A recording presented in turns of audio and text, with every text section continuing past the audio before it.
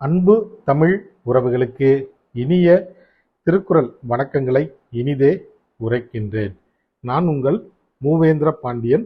நாளொரு திருக்குறள் வரிசையில் இன்றைய தினம் பொருட்பாலில் 43வது அதிகாரமாக உள்ள அறிவுடைமை என்ற அதிகார தலைப்பின் கீழ் அமையப்பெற்ற 428வது திருக்குறளை காணப்போகின்றோம். அறிவுடைமை என்பதற்கு சிறந்த அறிவுடையவராக இருத்தல் என்ற பொருளில் இந்த அதிகாரத்தின் தலைப்பு அமையப்பெற்றுள்ளது.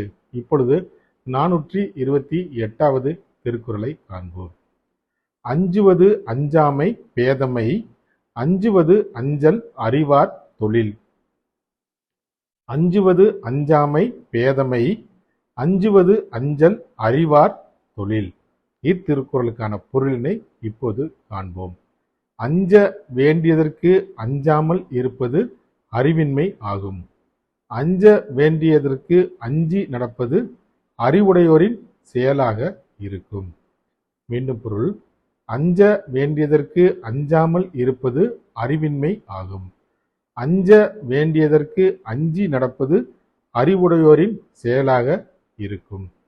வள்ளுவரின் வழியினை பின்பற்றி நாமும் வாழ்வில் வெற்றி காண்போம். வாழ்க தமிழ், வளர்க தமிழ்நாடு. நன்றி, வணக்கம்.